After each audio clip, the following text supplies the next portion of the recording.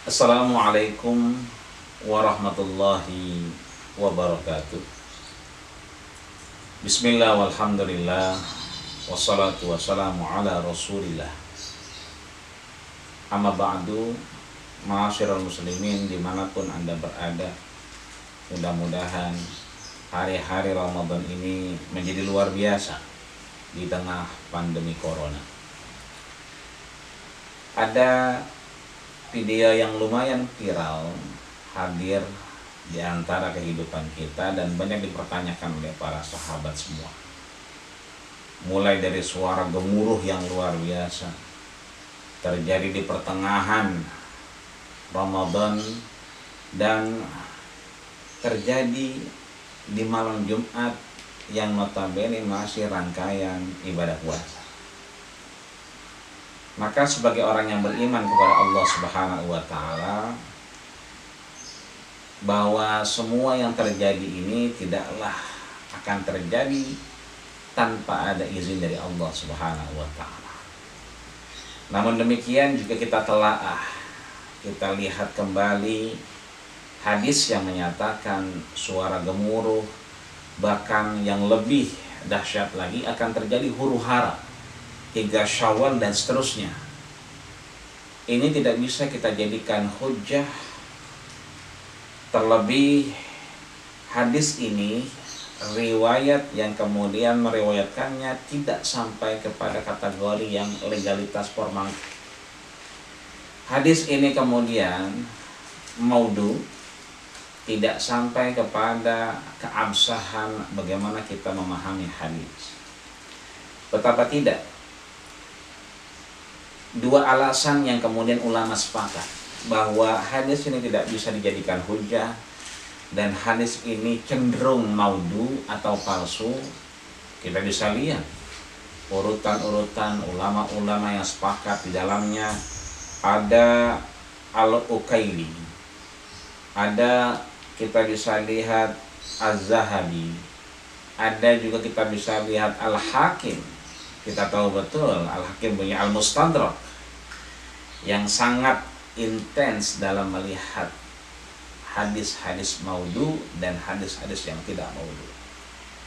Kita bisa lihat juga ada Ibnu Qayyim dan yang lain-lainnya. Dengan kata lain bahwa hadis ini cenderung maudhu, palsu. Yang kedua, hadis ini tidak bisa dijadikan hujah untuk membenarkan bahwa akan terjadi huru-hara di pertengahan Ramadan, terlebih di malam Jumat dan hari Jumat. Karena memang kalau kita telaah, hadis ini cacat bukan karena perawinya saja. Katakan di sana kita bisa lihat cenderung ini maudhu karena memang ada, katakan ada Ibnu Lay'ah yang kemudian tercatat bahwa ini adalah perawi yang sangat dhaif. Juga kita bisa temukan ada nama Husain yang dianggap juga sebagai perawi yang maudhu. Kita bisa lihat juga ada Muhammad bin Sabit yang kita kenal perawi ini memiliki khalal, memiliki cacat yang kemudian tidak bisa kita benarkan untuk menjadi hujah dalam kehidupan kita. Maka bagaimana mungkin kalau kita telaah lebih lanjut, ulama bisa menyepakati bahwa tidaklah serta-merta hadis ini karena perawinya, tapi matannya pun bermasalah.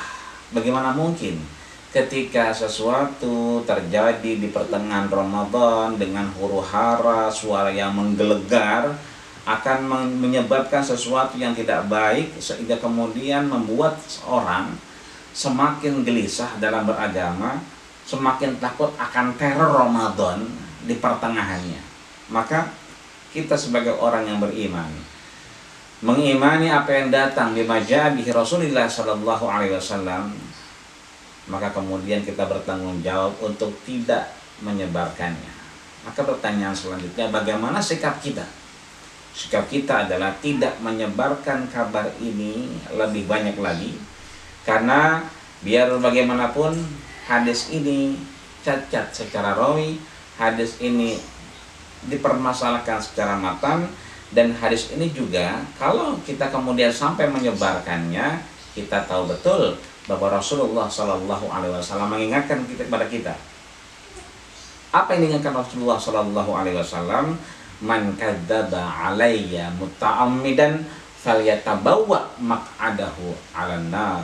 Siapa orang yang kemudian kadzdzaba alayya muta'ammidan, sengaja membuat periwayatan, sengaja membuat hadis-hadis palsu, sengaja menyatakan berita yang tidak dinyatakan oleh Rasulullah Sallallahu Alaihi Wasallam, falyatabawwa, maka siap-siaplah, maq'adahu 'alan niran, dia duduk di atas neraka jahanam.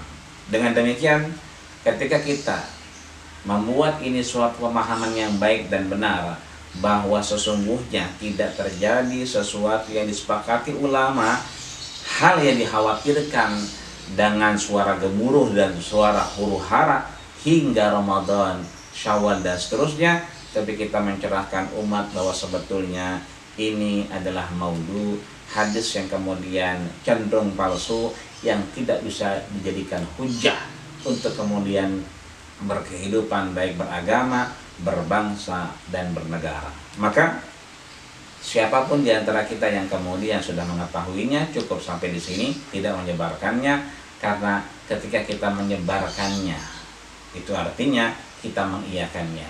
Ketika mengiyakannya, itu artinya kita sedang membuat tempat duduk kita sendiri di atas neraka jahanam. Mudah-mudahan bukan kita yang kemudian menyebar ini semua, bukan kita yang kemudian meyakini ini semua, dan bukan kita lah yang kemudian menjadikan teror daripada beragama dengan menyatakan sesuatu yang tidak kemudian menjadi bisa dijadikan hujah, tapi dia adalah cenderung maudhu atau palsu. Mudah-mudahan kita semua jauh dari fitnah dan kita dekat dengan rahmat Allah Subhanahu wa ta'ala. Amin ya rabbal alamin. Terus berdoa, terus meminta untuk kemudian Allah berikan kita yang terbaik dari kehidupan kita semua. Amin ya rabbal alamin. Hadallahu iyyakum ajmain. Assalamualaikum warahmatullahi wabarakatuh.